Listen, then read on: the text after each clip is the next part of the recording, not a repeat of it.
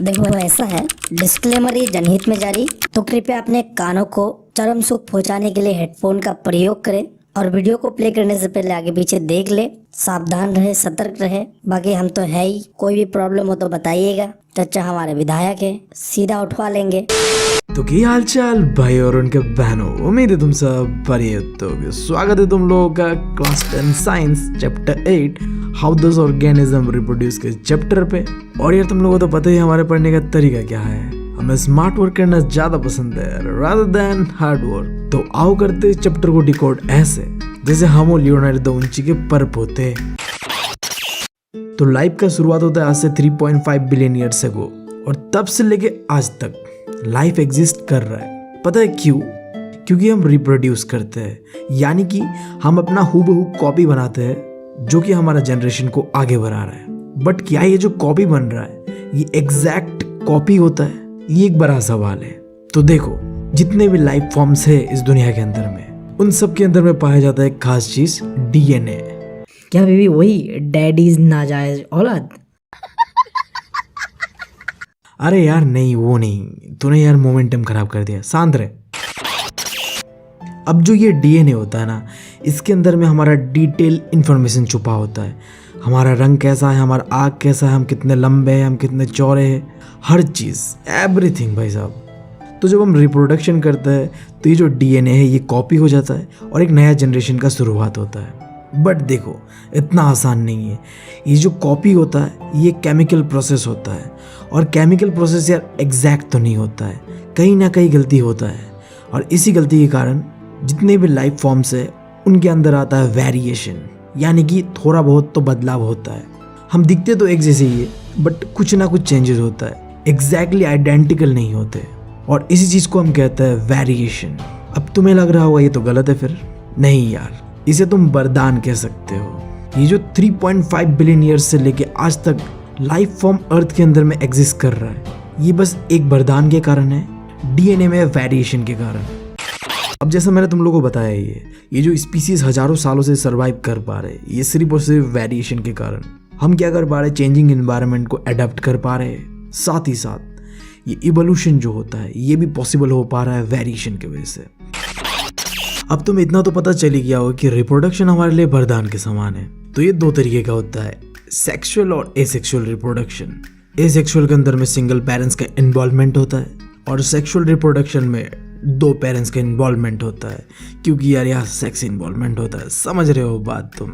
और जब सेक्स हो रहा होगा तो एनर्जी भी चाहिए होगा, ऑब्वियस सा बात है। मेहनत करते हैं हम भाई साहब, जब मेहनत करते हैं तो इसका फल भी मिलता है हमें वेरिएशन के रूप में, और ये वेरिएशन ही हमें मदद करता है एवोल्यूशन करने में। और एवोल्यूशन की वजह से ही हम चेंजिंग एनवायरनमेंट को अडॉप्ट कर पाते हैं। और जो एग्जाम्पल है सेक्सुअल रिप्रोडक्शन का वो है ह्यूमंस, और वहीं पे एसेक्सुअल रिप्रोडक्शन पे एनर्जी और टाइम दोनों ही कम चाहिए होता है। अब जब मेहनत कम करेंगे यार तो उन्हें उसका फल भी कम मिलेगा। तो यार इनका वेरिएशन ना के बराबर होता है, और इवोल्यूशन का बात तो भूल ही जाओ भाई। अब इससे बुरा चीज़ क्या है, जब भी इन्वायरमेंट में कोई चेंजेस होगा तो इससे सबसे ज़्यादा इफेक्ट इन्हीं को पड़ेगा, और इनका जो एग्जाम्पल है वो है अमीबा। अब मुझे पता है तुम लोग यार सोच रहे होगे कि मैं कब आऊँगा सेक्सुअल रिप्रोडक्शन के अंदर। तो देखो, मैं तुम लोगों का अरमानों पे पानी नहीं फेंकना चाहता। ये वो चैप्टर है जो हर बच्चे का अरमान है, और मैं उसे तोड़ना नहीं चाहता। बट तुम्हें थोड़ा इंतज़ार करना पड़ेगा भाई, क्योंकि यार सेक्सुअल रिप्रोडक्शन से पहले एसेक्सुअल रिप्रोडक्शन है। एहे, रहा नहीं जाता, तड़प ही ऐसी है ना। तो आओ देखते हैं एसेक्सुअल रिप्रोडक्शन कितने तरीके का होता है। बट एक मिनट रुक जाओ। एसेक्सुअल रिप्रोडक्शन नाम से समझ आ रहा है, ए मतलब खुद से प्रोड्यूस करते हैं। अच्छा बीबी, तुम्हारे कहने का क्या मतलब है? ये लोग आत्मनिर्भर होते हैं। अच्छा, हम समझ गए। बड़ा हरामी हो बेटा। तो जो पहला होता है वो है फ्यूजन, जो कि दो तरीके का होता है, बाइनरी फ्यूजन और मल्टीपल फ्यूजन। बाइनरी फ्यूजन में सेल से रिप्रोड्यूस होकर दो टुकड़ों में बंटता है, और वही मल्टीपल फ्यूजन्स में रिप्रोडक्शन होने के बाद यार चित्तर बित्तर हो जाता है, इतने टुकड़े कि तुम गिन नहीं पाओगे। और जो एग्जाम्पल है अमीबा, लिस्मेनिया एंड प्लाज्मोडियम। नाम थोड़ा डिफिकल्ट है बट तुम्हें याद करना ही पड़ेगा क्योंकि ऑप्शन है नहीं। इसके बाद यार फ्रैगमेंटेशन। यहाँ यार क्या होता है, ऑर्गेनिज्म टूटता है छोटे छोटे हिस्सों में, फिर ये जो छोटे छोटे हिस्से हैं ये एक नया ऑर्गेनिजम्स का रूप लेता है, और इसका जो एग्जाम्पल है वो है स्पाइरोगायरा। इसके बाद यार रीजनरेशन। देखो कुछ ऑर्गेनिज्म इतने अनोखे होते हैं कि यार उनका अगर कोई हिस्सा टूट जाए ना उनसे, तो वो जो हिस्सा है वो एक नया ऑर्गेनिज्म ही बन जाता है। जैसे यार तुमने वैनम देखा है ना, वहाँ क्या होता है, वैनम का कोई हिस्सा टूट गया फिर उसी से एक अलग ही कुछ बन जाएगा। बट एग्जाम में यार वैनम लिख के मत आना, तुम लिखना यार प्लेनेरिया एंड हाइड्रा।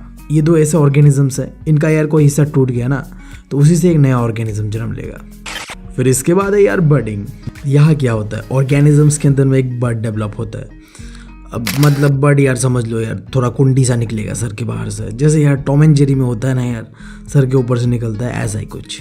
और यार समय के साथ ये जो बर्ड होता है ये मैच्योर होता है। मैच्योर होने के बाद ये टूट के एक नया ऑर्गेनिज्म बन जाता है, और जो इसका एग्जाम्पल है वो है हाइड्रा और यीस्ट। उसके बाद है यार स्पोर फॉर्मेशन, जो कि एक खास तरह के फंगी में देखा जाता है, जिसे हम कहते हैं राइजोबस, जो कि दिखने में कुछ ऐसा होता है। अब तुम अगर देख पा रहे हो ध्यान से, इसके ऊपर में एक स्ट्रक्चर बना हुआ है गोल गोल सा, जिसे हम कहते हैं स्पोरेंजिया। अब इस स्पोरेंजिया के अंदर में पाया जाता है बहुत ही छोटा छोटा स्पोर, हजारों के क्वांटिटी पे। तो जब भी इन स्पोर्स को मिलता है एक सूटेबल कंडीशन, तो ये स्पोरेंजिया से अलग हो जाता है और एक नया राइजोबस फॉर्म करता है, और इसी को कहते हैं हम स्पोर फॉर्मेशन। अब आखिरी बचा हुआ है एसेक्सुअल रिप्रोडक्शन का टाइप, जो कि है वेजिटेटिव प्रोपगेशन। अब तुम मुझे बताओ, आज तक तुमने प्लांट को कैसे ग्रो होते हुए देखा है? उसके सीड से ना, यही होता ना नॉर्मल प्रोसेस।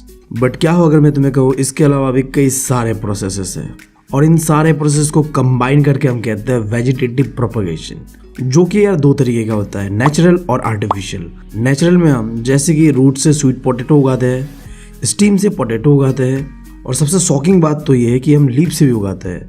एक खास तरह का प्लांट होता है जिसे हम कहते हैं ब्रायोफिलम। नाम बहुत ही अजीब है, ब्रायोफिलम। इसके बाद है यार आर्टिफिशियल तरीका, जिसके अंदर पहला है कटिंग। अब यार तुमने रोज़ देखा होगा, जिसका इस्तेमाल हम कहाँ करते हैं, वैलेंटाइंस डे को आई गेस। हाँ, बट ये चीज़ मैं तुम्हें क्यों बता रहा हूँ, मैं तो सिंगल हूँ। हाँ, मैं तो सिंगल हूँ, मेरे मम्मी पापा मुझे सिंगल पैदा किए। हाँ, मैं अपने मम्मी पापा के साथ खुश तो हूँ, बट यार मुझे सिंगल नहीं रहना। बात समझ रहे हो? चलो यार बकचोदी बहुत हो गई है, आगे बढ़ते हैं। तो ये जो मेथड है कटिंग, इसके अंदर में हम क्या करते हैं, प्लांट का कोई हिस्सा को हम काटते हैं। जैसे कि मान लो रोज़, जिसका डाली को मैंने काट दिया, और फिर मैं अगर इसे ऐसे ही गाड़ के रख दूँ ना ज़मीन पे, तो ये एक नया प्लांट पे ग्रो होगा। तो इसी को कहता है कटिंग। फिर है ग्राफ्टिंग। अब यार इसमें क्या होता है, दो अलग अलग प्लांट को एक साथ जोड़ा जाता है बिल्कुल शार्प एंगल से, ठीक है, जो कि तुम यहाँ देख पा रहे हो। फिर इन्हें बांध के कुछ दिनों के लिए छोड़ दिया जाता है, फिर ये कंबाइन होके एक ही प्लांट बन जाता है। अब इसका इस्तेमाल हम क्यों करते हैं मैं थोड़ी देर में तुम्हें बताऊंगा, अभी के लिए ठंड पाओ। और आखिरी है लेयरिंग। अब तुमने जैस्मिन का प्लांट तो देखा ही होगा, पता है तुम्हें, उनका डाली इतना लंबा होता है कि यार ज़मीन के नीचे तक धंस जाता है। तो अगर इन डाली को ग्राउंड के अंदर में डाल दो ना, तो इससे यार रूट डेवलप्ड होगा, और फिर तुम आगे वाले हिस्से को काट दो, जो पीछे वाला हिस्सा है, इससे एक नया जैस्मिन का प्लांट डेवलप्ड होगा, और इसी को कहते हैं हम लेयरिंग। फिर यार एक चीज़ जो कि हमारे CBSE वाले चच्चा पूछ देते हैं हमसे, एडवांटेज और डिसएडवांटेजेस ऑफ वेजिटेटिव प्रोपगेशन। तो देख लेते हैं एक बार। देखो, अगर तुम कोई प्लांट को ग्रो करने में वेजिटेटिव प्रोपगेशन का इस्तेमाल करते हो, तो उसका जो ग्रोथ रेट होगा ना, वो बहुत ही ज़्यादा होगा अगर तुम उसे कंपेयर करो एक नॉर्मल प्लांट से जो कि ग्रो हुआ है सीड से। उसके बाद दूसरा, मान लो कि कोई ऐसा प्लांट है जो यार एक समय में तो बहुत फल फूल देता था, बट अब वो कुछ नहीं दे पा रहा है, उसने अपना कैपेसिटी खो दिया है।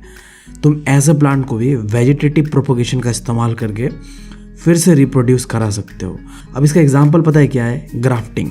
देखो, हमने ग्राफ्टिंग में क्या किया था, हमने दो अलग अलग प्लांट को लेके चिपका दिया और फिर कई समय के लिए बांध के रख दिया। तो यहाँ में भी बिल्कुल ऐसा ही है, दो प्लांट लेंगे, एक प्लांट जो कि बहुत अच्छा प्रोडक्टिविटी दिखा रहा है, और दूसरा जो पुराना वाला जो नीचे रहेगा, जो जिसने अपना प्रोडक्टिविटी खो दिया है। इन दोनों को जोड़ देंगे और फिर यार ये फिर से रिप्रोड्यूस करने लगेगा। और आखिरी चीज़, डॉटर सेल जो होता है ना, वो जेनेटिकली सिमिलर होता है पेरेंट सेल के। इसका मतलब क्या है, देखो, एसेक्सुअल रिप्रोडक्शन में क्या होता है, मेल का कॉन्सेप्ट है ही नहीं, सिर्फ और सिर्फ फीमेल ही सब कुछ करता है। तो हमने यहाँ ना दो प्लांट रखा है, एक होगा पेरेंट और दूसरा जो उसका प्लांट ग्रो होगा नया से, उसे हम कहेंगे डॉटर। तो कहा गया, देखो, अगर हम कोई प्लांट को वेजिटेटिव प्रोपगेशन का इस्तेमाल करके एक नया प्लांट ग्रो करते हैं तो बिल्कुल ही सिमिलर होगा। अब इससे तुम्हें एक चीज़ याद आ रहा है, मैंने पहले ही बताया था, एसेक्सुअल प्लांट्स के अंदर में वेरिएशन ना के बराबर होता है। अब समझे मैंने क्यों बताया था। फिर यार देखो, अगर तुम्हें वेजिटेटिव प्रोपोगेशन का इस्तेमाल करना है कोई प्लांट के अंदर में, तो तुम्हें अच्छा खासा एक्सपर्ट इंसान चाहिए होगा। ऐसा कोई नल्ला आदमी जाके वो चीज़ नहीं कर सकता, पता है तुम्हें वो चीज़। और आखिरी चीज़ देखो, जो डिजीजेस होता है ना, बीमारियाँ, तो अगर वो इंसानों के साथ या कोई एनिमल के साथ होता है, तो हम यार सेक्सुअल रिप्रोडक्शन करते हैं, हमारे अंदर में लगातार वेरिएशन हो रहा है, तो हम उससे बच जाएंगे, उस बीमारी को अपने अंदर में अडॉप्ट कर लेंगे। बट इनके अंदर में तो वेरिएशन ना के बराबर होता है, तो इन्हें यार बहुत खतरा है इस चीज़ से, समझ जाओ। तो यही पे होता है हमारा एसेक्सुअल रिप्रोडक्शन खत्म। अरे बेबी 1 मिनट रुक जा, तूने इतने सारे चीज़ें बताया, लिटरली हम तो कंफ्यूज ही हो गए। एक बार यार रिकैप करते हैं, प्लीज़ प्लीज़ भाई, एक बार। चलो यार कर ही देता हूँ, तुम लोग भी क्या याद रखोगे, ठीक है। देखो यार, एसेक्सुअल रिप्रोडक्शन के अंदर में होता है 6 टाइप। पहला होता है फ्यूजन, जिसके अंदर में binary fusion and multiple fusion होता है। फिर होता है फ्रेगमेंटेशन, जहाँ एक प्लांट टूटता है कई हिस्सों में, फिर वही हिस्से एक नया प्लांट बनता है। फिर है रीजनरेशन, जहाँ यार प्लांट का कोई पार्ट से फिर एक नया प्लांट बनता है। फिर बडिंग, जहाँ बड डेवलप्ड होता है, पता है तुम्हें। फिर स्पोर फॉर्मेशन, जो कि राइजोबस के अंदर पे होता है। फिर आखिरी, जो कि मैंने अभी बताया, वेजिटेटिव प्रोपोगेशन। तो बस इतना ही था। तो अब बढ़ते हैं हम सेक्सुअल रिप्रोडक्शन के अंदर में। सालो देखो, टाइटल से ही चेहरे पे ना झलक रही है हरामीपना। चलो कोई नहीं, सब ऐसे ही है, हम भी ऐसे थे, बट क्या करें, हमारा तो अरमान टूट गया भाई साहब। मतलब भाई साहब, हमारे टाइम पे ना थी एक बायोलॉजी की मैम, वो भी नई नई टीचर बनी थी भाई साहब। लगा था यार काफ़ी अरमानों को पूरा करेगी, बट यार क्या करें, हमारे कुछ हरामी बैक बेंचर इतने हरामी थे, इतने कि ऐसा ऐसा क्वेश्चन पूछ दिया ना, उन्होंने क्लास लेने से ही मना कर दिया लिटरली। फिर आया एक सरूसा केमिस्ट्री सर, उन्होंने ही लिया। भाई साहब मत पूछो, आगे मत पूछो, वो डरावने दिनों को मैं याद नहीं करना चाहता भाई साहब। बढ़ते आगे बढ़ते। तो चलो अब हम बढ़ते हैं सेक्सुअल रिप्रोडक्शन पे, जहाँ हम पढ़ेंगे प्लांट और ह्यूमंस का रिप्रोडक्शन। तो पहले शुरुआत करते हैं प्लांट से। अरे बीवी तूने फिर धोखा दे दिया ना, फिर अब ये प्लांट के बारे में पढ़ाएगा तू हमें। अरे साले के खोपड़ी फोर साले का। मतलब स्किप करो, वीडियो स्किप करो, नहीं देखना, हमें देखना ही नहीं तेरा वीडियो, जा हम देखते नहीं। मतलब इतने देर से हमें चुतिया बनाया जा रहा है। प्रैंक हो गया आपके साथ। अरे यार ऐसा मत करो यार, थोड़ा यार सब्र रखो। अपने जितने भी अरमान है, ख्वाहिश है, उन्हें आखिरी पन्नों के लिए दबा के रखो यार, रहने दो, शांत रहो और आगे सुनो मेरी बातें। फिर भी तुम लोग इतना इंसिस्ट कर ही रहे हो, तो थोड़ा सा तुम लोग अरमान पूरा कर देता हो। सुनो, सेक्सुअल रिप्रोडक्शन में पता है सेक्स इन्वॉल्व होता है, पता है तुम्हें। अब जब सेक्स इन्वॉल्व होता है तो मेल और फीमेल दोनों ही चाहिए होगा। अब मेल और फीमेल के होने से सेक्स तो हो जाएगा भाई, बट क्या ये बच्चा पैदा कर लेंगे? कर तो लेंगे, बट उनके लिए एक खास चीज़ चाहिए होगा इनको। जैसे मेल के अंदर में स्पर्म और फीमेल के अंदर में एग कह लो या ओवम। बट अब देखो ये चीज़ के ऊपर ध्यान देना, क्योंकि हम प्लांट्स के बारे में भी पढ़ने वाले हैं और ह्यूमन को भी देखेंगे, तो इसलिए हम एक कॉमन टर्मोलॉजी का इस्तेमाल करेंगे। तुम यार जब भी ये स्पर्म और एग सुनोगे ना, इसे कॉमनली कहते हैं गैमेट। इसके अलावा भी इनका कई नाम है, जैसे कि यार sex cell, germ cell, reproductive cell. But जो मुझे बहुत ही खास पसंद है, गैमेट। तो मैं हर जगह इसे गैमेट ही कहूँगा, तो कंफ्यूज मत होना। अब पता है मैंने गैमेट ही क्यों कहा, क्योंकि यार जी से मेरा क्रश का नाम समझ गया तुम सब। बस यहाँ में यही बात है, और कोई लॉजिक मत लगाना। कोई हर चीज़ के लिए साइंटिफिक लॉजिक होना ज़रूरी नहीं होता भाई, हमारा इमोशन भी काम आता है कहीं नहीं। तो चलो आओ यार नज़र मार देते हैं सेक्सुअल रिप्रोडक्शन इन प्लांट के ऊपर। तो देखो हमारा पढ़ने का तरीका ऐसा रहेगा, पहले हम डायग्राम को समझेंगे, फिर हम ये रिप्रोडक्शन होता कैसे है उसे देखेंगे। दोनों ही प्लांट और एनिमल में हमारा कॉन्सेप्ट ऐसे क्लियर होगा, ठीक है। जितने भी प्लांट है उनका जो रिप्रोडक्शन होता है वो होता है फ्लावर के ऊपर। तो हमें समझना है डायग्राम फ्लावर का। देखो कोई भी फ्लावर के ऊपर 2 पार्ट होता है, एक होता है मेल पार्ट, एक होता है फीमेल पार्ट। जो मेल पार्ट होता है उसे हम कहते हैं स्टेमन, और जो फीमेल पार्ट होता है उसे हम कहते हैं पिस्टल। और मुझे पता है तुम लोगों के दिमाग में ये बात आ रहा है, सालों ने नाम गलत रख दिया, बट यार कोई नहीं, अब क्या कर सकते हैं हम। तो ये जो स्टेमन है जो कि मेल पार्ट है, ये भी 2 हिस्सों में बटा हुआ है, पहला है एंथर, दूसरा है फिलामेंट।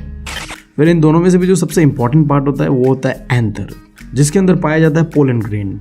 अब ये क्या है? सेक्स सेल है, गैमेट है, जो कि बच्चा पैदा करने में मदद करता है, पता है तुम्हें।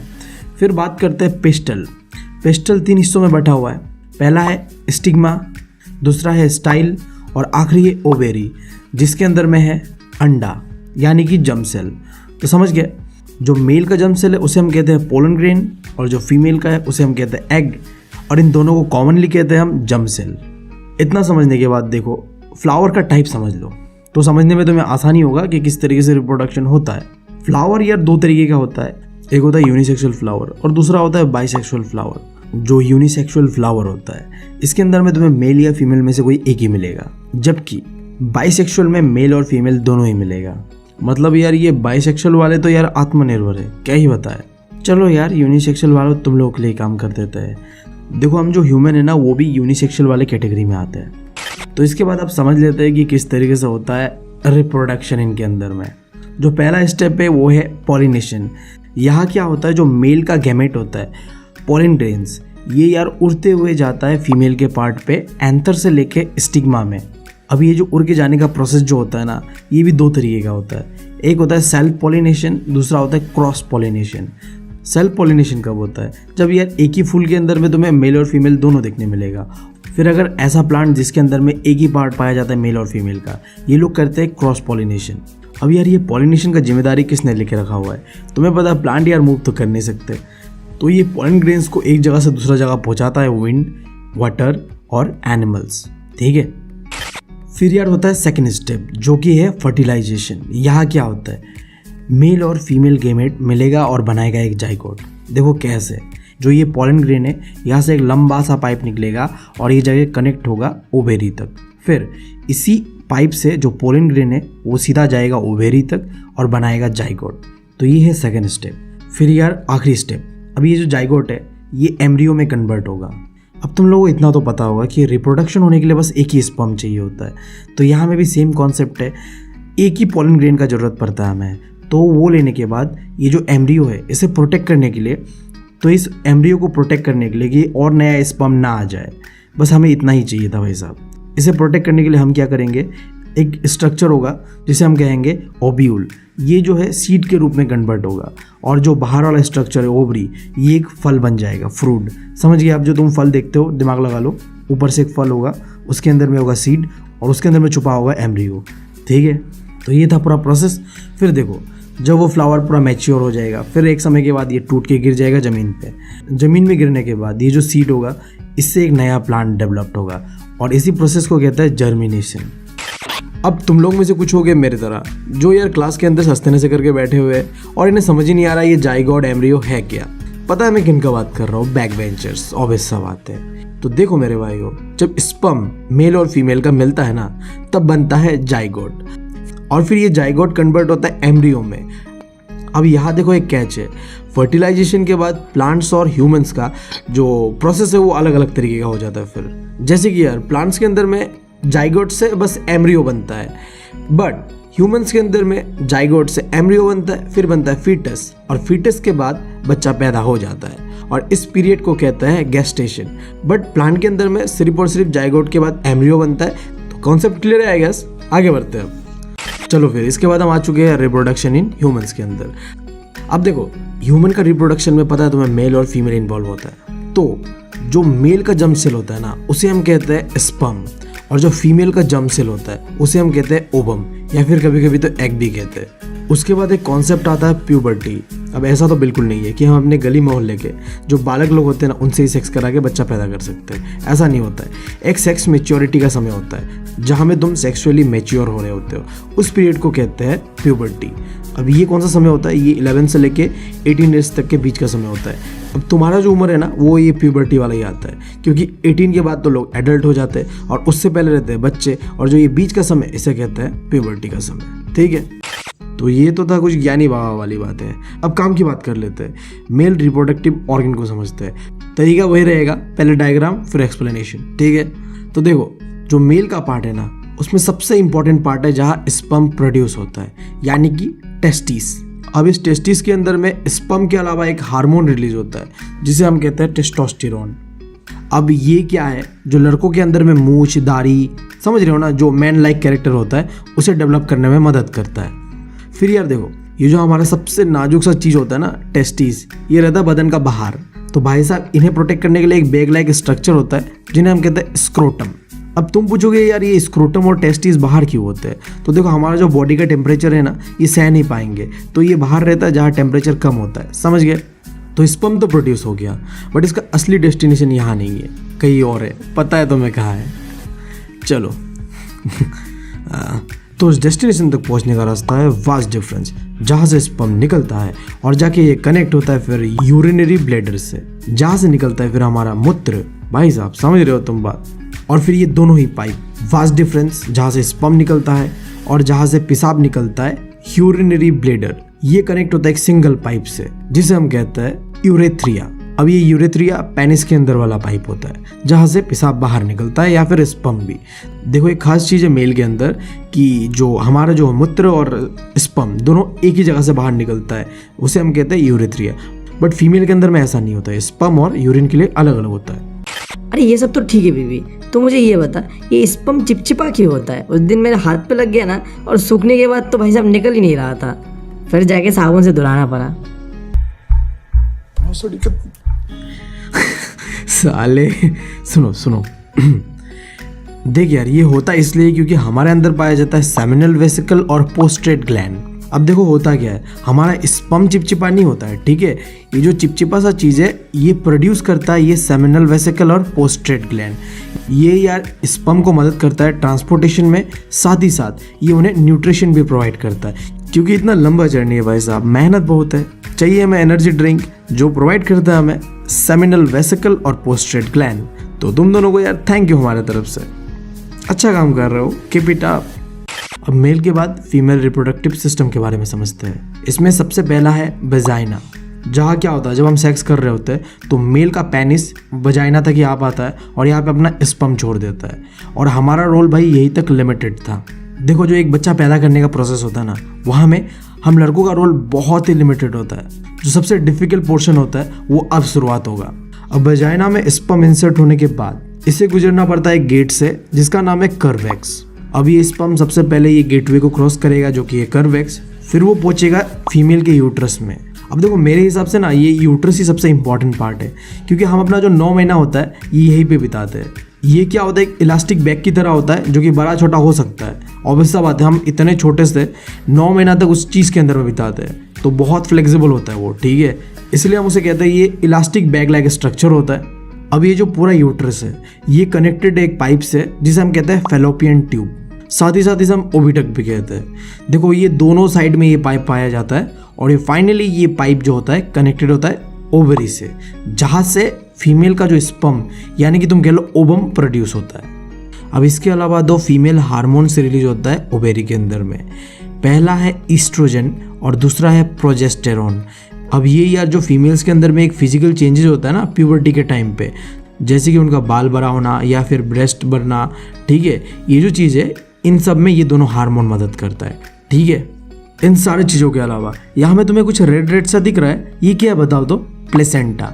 ये बेसिकली यूट्रस के लेयर पे ना एक ब्लड जमा हुआ होता है जो कि मदद करता है न्यूट्रिशन देने में बच्चे को। देखो क्या होता है, बच्चा यार यूट्रस में रहता है और उसे चाहिए न्यूट्रिशन, तो ये न्यूट्रिशन प्लेसेंटा प्रोवाइड करता है। और आगे हम देखेंगे भी कि कैसे प्लेसेंटा के टूटने की वजह से मेंस्ट्रुएशन होता है। अब तुमने डायग्राम तो समझ लिया, आप समझ लो कि इंसानों का फर्टिलाइजेशन होता कैसे है, यानी कि कहूँ तो बच्चे कैसे पैदा होते हैं। सबसे पहले देखो सेक्स करते हैं जहाँ में स्पर्म जो है वजाइना में एंटर होता है, फिर यही स्पर्म ट्रैवल करते हुए पहुँचता है ओविडक्ट यानी कि तुम कह लो फेलोपियन ट्यूब पे, जहाँ इसका इंतज़ार कर रहा होता है फीमेल एग या फिर तुम कह लो ओवम, और यहीं पे होता है फर्टिलाइजेशन और बनता है जाइगोट।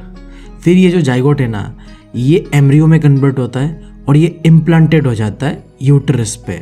इम्प्लांटेड मतलब समझो यार ये जो यूट्रस है ना यहाँ जाके ये एम्ब्रियो चिपक जाता है, फिर ये एम्ब्रियो ही समय के साथ डेवलप होता है फीटस पे। अब देखो फीटस यार तुम ऐसे समझ लो कि एक बच्चा पैदा होने से पहले का जो फाइनल समय होता है ना, जहाँ तुम्हें उसका बॉडी का पूरा स्ट्रक्चर दिख रहा होता है, उसे हम कहते हैं फीटस। अब ये फीटस से लेके बच्चा पैदा होने तक का जो समय होता है इसे कहते हैं हम गेस्टेशन पीरियड। अब यार और एक चीज़ तुम्हें पता है, ये एम्ब्रियो रहता है 9 मंथ इस यूट्रस के अंदर, तो इन्हें जो न्यूट्रिशन चाहिए होता है वो प्रोवाइड करता है प्लेसेंटा, जहाँ में क्या होता है मदर का ब्लड पाया जाता है, और इसी ब्लड से जो भी न्यूट्रिशन बच्चा को चाहिए होगा, चाहे वो ऑक्सीजन हो चाहे वो एनर्जी हो, वो सारा चीज़ प्रोवाइड करता है ये प्लेसेंटा। अभी ये तो था फर्टिलाइजेशन का बात, बट अगर क्या हो फर्टिलाइजेशन हो ही ना, यानी कि इन नॉर्मल हम हर दिन थोड़ी सेक्स करते हैं, बट देखो जो तुम्हारा फीमेल का जो स्पर्म होता है ना, यानी कि कह लो एग जो होता है, वो हर महीना बनता है। हर महीना वो तैयार रहता है कि आओ भाई हमसे मिलो और फर्टिलाइजेशन करो और बच्चा पैदा करते हैं मिलके। बट हर दिन तो सेक्स होता नहीं है। तो जब नहीं होता है तो क्या होता है? तो होता है मेंस्ट्रुएशन। देखो बेसिकली होता ये है कि जो यूटरस के साइड में एक लेयर होता है ना ब्लड का, इसके अंदर हर महीना ही ब्लड जमा करता है, जिसे हम कहते हैं प्लेसेंटा। यहाँ यार हर महीना ब्लड जमा होता है और ये किस में मदद करता है पता है तुम्हें? बच्चे को न्यूट्रिशन देने पे। बट जब फर्टिलाइजेशन हुआ ही नहीं है, सेक्स हुआ ही नहीं है, तो ये तो यूजलेस हो गया, इसका कोई काम हुआ नहीं। बट यहाँ तो ब्लड जमा हुआ है ना, तो इस ब्लड का करेंगे क्या यार? तो ये फट के धुल के चला जाता है। तो इसी चीज़ को हम कहते हैं मेंस्ट्रुएशन। अब देखो हमने सब चीज़ तो पढ़ लिया, कैसे रिप्रोडक्शन होता है, क्या प्रोसेसेस है और क्या क्या पार्ट्स होता है। बट देखो जब भी हम सेक्स करते हैं ना, ये जो रिप्रोडक्शन का प्रोसेस है, यहाँ में क्या होता है, दो बॉडीज़ बहुत ही इंटरकनेक्टेड हो जाता है। तो इससे खतरा क्या होता है? बीमारियों का खतरा होता है। तो यहीं पे एक कॉन्सेप्ट आता है सेक्सुअली ट्रांसमिटेड डिजीजेस, यानी कि जब हम सेक्स कर रहे होते हैं ना, तो बहुत चांसेस होता है कि हम पे बीमारी भी फैल जाए, जो कि दो तरीके का होता है। एक होता है बैक्टीरियल इन्फेक्शन, जो कि बैक्टीरिया के कारण होता है। अब इनका नाम थोड़ा अजीब है, गोनोरिया एंड सिफिलिस। बट यार तुम्हें याद कर लेना है इसे, क्योंकि यार पूछता है ये कि बैक्टीरिया के कारण क्या बीमारी होता है और वायरसेस के कारण क्या बीमारी होता है। अब जैसे हमने बैक्टीरिया का तो बात कर लिया, अब वायरसेस का बात करते हैं। जो वायरल इन्फेक्शन होता है ना, वो बेसिकली फैलता है वायरसेस के कारण। जैसे कि यार वॉट एंड HIV एड्स, ये दो ऐसी बीमारियां हैं जो कि फैलता है वायरसेस के कारण। अब यार देखो, अगर तुम्हें इन बीमारियों से बचना है और साथ ही साथ तुम्हें सेक्स भी कंटिन्यू करना है, और सेक्स तो करोगे ही करोगे और तुम्हें बच्चा भी नहीं चाहिए, तो तुम्हें यार कॉन्ट्रासेप्टिव मेथड का इस्तेमाल करना पड़ेगा। यानी कि तुम्हें कुछ ऐसी चीज़ों का इस्तेमाल करना पड़ेगा जिससे कि पेनिस और वजाइना का जो है डायरेक्ट कनेक्शन ना हो, एक कोई बैरियर टाइप का बन जाए, समझ रहे हो? जिसमें पहला तरीका है फिजिकल बैरियर, जहां हम कॉन्डोम का इस्तेमाल करते हैं, ठीक है। दूसरा होता है केमिकल मेथड। ये यार बेसिकली क्या होता है, टेबलेट्स होते हैं जो कि बेसिकली फीमेल्स खाते हैं, जिससे कि उनके अंदर में ना एग्स यानी कि ओवम प्रोड्यूस ही नहीं होता है। अब जब ओवम प्रोड्यूस ही नहीं हुआ तो वो फर्टिलाइज कैसे होगा बताओ? बट एक चीज़ है, यहाँ पे थोड़ा साइड इफेक्ट भी होता है, क्योंकि यार देखो तुम एक नेचुरल चीज़ को आर्टिफिशियली रोक रहे हो, तो ऑब्वियस सा बात है साइड इफेक्ट का खतरा रहता है। इन दोनों के अलावा जो तीसरा मेथड होता है इंट्रा यूट्राइन कॉन्ट्रासेप्टिव डिवाइस, ये बेसिकली एक खास तरह का डिवाइस होता है जो कि स्पेशली लगा जाता है फीमेल्स के अंदर में, ताकि वो ना एग को फर्टिलाइज कर पाए और ना स्पर्म को अपने अंदर ले पाए, ठीक है। कुछ इस तरीके का कॉपर टी कह लो या तुम लूप कह लो, एक डिवाइस फिट कर दिया जाता है फीमेल के जो यूट्रस के अंदर पे, जिससे कि क्या होगा, ये जो फर्टिलाइजेशन का जो प्रोसेस होता है जहाँ फीमेल और मेल गैमेट मिलता है, ये चीज़ हो ही नहीं पाएगा। बट देखो यार यहाँ भी साइड इफेक्ट है, तुम एक डिवाइस को किसी के बदन में फिट कर रहे हो, भाई साहब कोई मामूली चीज़ नहीं है ये, समझ रहे हो? बहुत ही एक अनकंफर्टेबल सा फीलिंग होता है, ठीक है। तो अगर परमानेंट सोल्यूशन का बात करूँ तो ये तीनों ही तरीका सही नहीं है। जो परमानेंट सोल्यूशन के लिए सबसे इंपॉर्टेंट तरीका है वो सर्जिकल मेथड है, जहाँ क्या होता है भाई साहब, मेल के अंदर में जो है ये वास्ट डिफरेंस होता है ना, जहाँ से स्पर्म बाहर निकलता है, इसे ही काट दिया जाता है। और फीमेल के अंदर में ये जो फेलोपियन ट्यूब कह लो या फिर ओविडक्ट, इसे काट दिया जाता है। और इसे ना हमारे भाषा में कहते हैं नसबंदी, समझ गए? अब देखो ये जो नसबंदी है, ये अगर लड़का का हुआ तो इसे बायोलॉजिकली कहते हैं वेसेक्टोमी, और अगर लड़की पे हुआ तो इसे कहते हैं ट्यूबेक्टोमी, ठीक है। बहुत ही नाम अजीब है भाई, टॉमी टॉमी लग रहा है, बट अच्छी बात यह है कि यही था आखिरी टॉपिक इस चैप्टर का। अब हो चुका है पूरा चैप्टर खत्म, तो उम्मीद यही है मेरा कि तुम लोगों का सारा डाउट क्लियर हो गया होगा।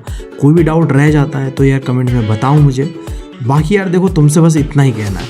बहुत तकलीफ होती है जब आप योग्य हो और लोग आपकी योग्यता ना पहचाने। कर दो यार, तुम्हारे पैसे थोड़ी ना कट रहे हैं।